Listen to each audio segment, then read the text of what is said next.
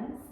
So I'm really excited. This theme of balance for the month of March is going to bring me to explore in my classes, my public classes online with Java Yoga, and through our teacher training, it's going to bring me to explore balancing postures. And one of my very favorite ones is the posture called Natarajasana, which is the dancer posture. It's the king dancer posture, or the Lord of the Dance posture. And it's known as many names, and really it's the embodiment of being in the great dance of life and bringing in both the aspects of creation and destruction and finding steadiness in sustaining our life.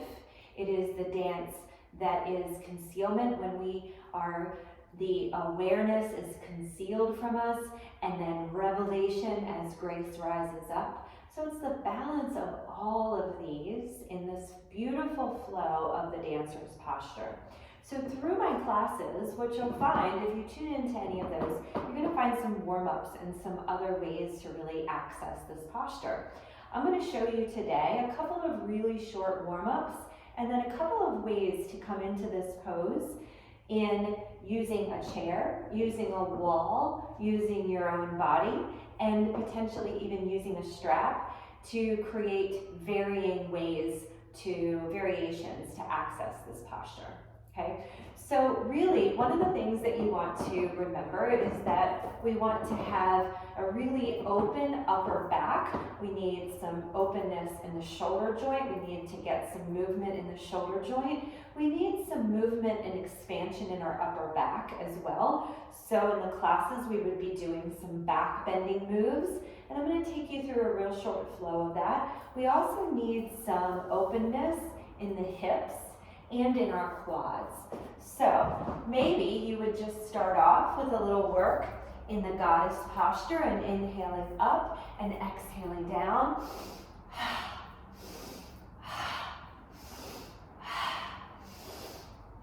And then in a standing, have some open heart wing movements, some movements to open up around the upper back and through your shoulder blades. So again, breathing in and out.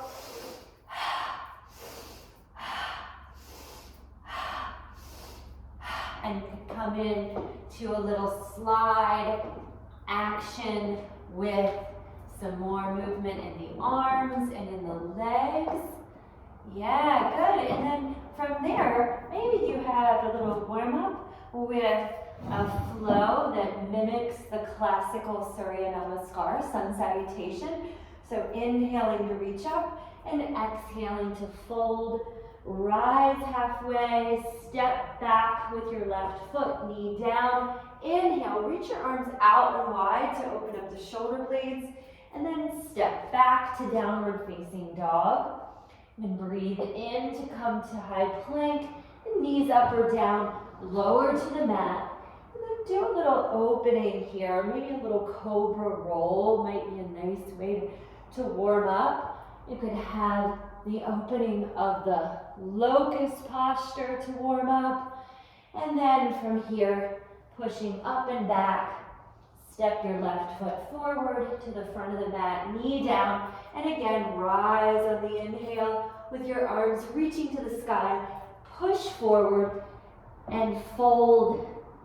As you exhale, rise up halfway, fold forward, rise all the way to stand, arms overhead, and then palms to heart. You could do that on the second side. Inhale, reach to the sky. Exhale and fold.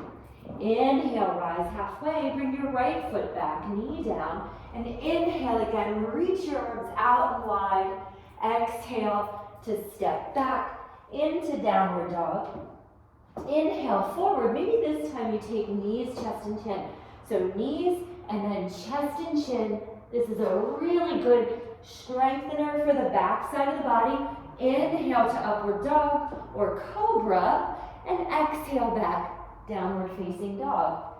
Then bring your right foot forward, knee down. Inhale, reach to the sky. Exhale, push forward and fold. Rise halfway, inhale. Exhale, fold. Come to stand with your arms up and overhead, and exhale, hands to heart center. Now another warm up for your quads might be a thigh stretch to come into our back knee down. So we're in a low lunge position with a wide foot, hands inside. And then maybe you start to do a little work here to bend and straighten the back knee, reach back to catch a hold of the foot. You can push it into the hand. This is a nice way to open up the upper back. And then if you start to draw the foot inward, this is a nice way to stretch the thigh. So that may or may not be appropriate for you. And then you could do the other side as well, coming into either the opening here for your upper back, push your foot in, or bring it forward. Now if you're using a chair and you're doing this work in a chair, another nice way to start to warm up the quads would be to move into your lunge, your chair lunge. So I'm sitting on the edge of the chair over here. If you need the support of a wall, you could always take your hand onto a wall for support. And then depending on how flexible your quads already are, maybe you can reach back and hold the foot. Or if that's not going to happen today, then you could put a little strap around the foot here, sit on the edge of the chair, and do some work here to warm up the quad, just kind of going back and forth, maybe even holding it upright. Use your chair, use your wall for support. And actually all of that work could have happened in a chair. So maybe the goddess was in the chair and the flowing back and forth at your own tempo. And then some variations to remember this month for this posture. One of my favorites is the chair pose variation. And in this variation, we place the back foot up onto a chair rather than trying to hold the foot. This is a posture that's great. Even if you don't need the chair, it's a really great way to learn to engage the inner thighs. So I can roll my inner thighs inward toward each other and find that big adduction power of the inner thighs. Then extend the opposite arm up to the sky. Other hand can stay on your hip so that you get a little opening across the chest. I like to bring my opposite hand, or the hand that's the same hand as the foot that would normally catch it, I like to place it onto my sacrum, which is this, or onto the back side of my pelvis here. So I have a little elongation, and then that helps me to push down into my pelvis and reach my arm up, and then I get that back bending, a little bit of an extension in the spine. So that's a really great way to explore this pose. Another option to explore here, using the wall again, is to sit on the chair. Bring yourself close enough to the wall. Now, I'm going to kick my back foot up onto a wall. And then I'm going to hold on to my chair for support. And again, now I'm going to use the chair as a guide to cultivate that adduction of the thighs, drawing of the thighs inward, where I can hug my thigh toward the chair as my foot pushes into the wall. Then I can extend this arm up and overhead.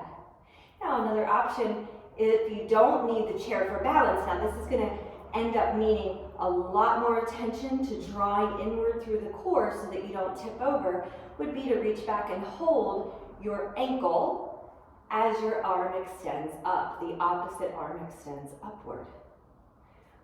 That's option number 2.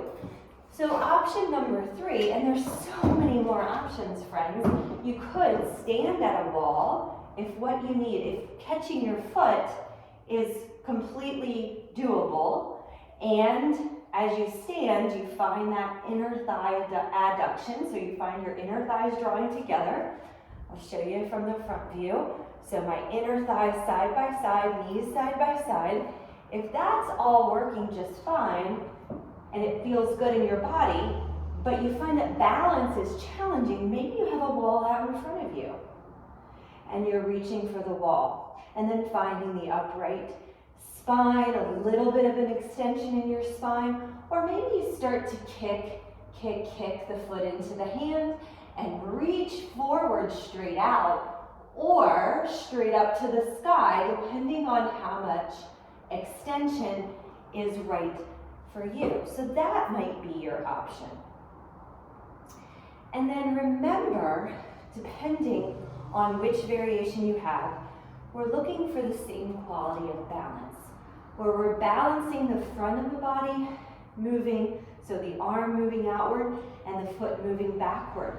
Finding these two wings to be able to support sustaining the midline. So if I start to kick and I don't reach, I'm going to tip forward. And if I start to reach and I don't kick, then I'm going to topple in my legs. But if I find the stability of both, where I am drawing up through the midline, cultivating some real awareness of drawing my low belly muscles in and up, pushing the foot into the hand, stretch my arm forward, equal in two directions, then I sustain the dance in the middle.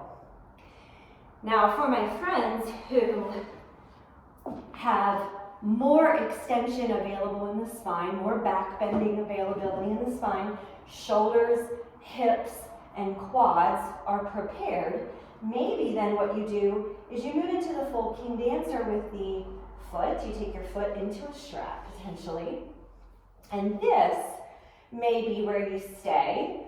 So I have my elbow facing upward. Now this does take some shoulder rotation availability and a little bit more availability in my quad.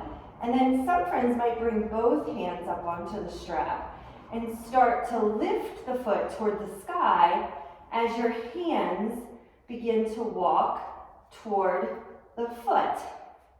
So that this is going to be the variation that creates the most extension in the spine. Maybe some friends walk all the way to the foot and grab the foot. And it's going to demand the most flexibility in the quad and in the knees. No flexibility in the knees, but flexibility in the quad so that the knees aren't getting pushed on. Some awareness, some flexibility in your hip flexors and in your pelvis, shoulders and upper back.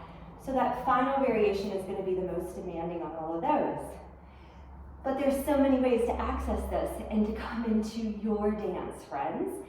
So I hope that you'll tune in for some classes and or play with this in your own personal practice at home. May you be balanced and well, my friends. Thank you so much.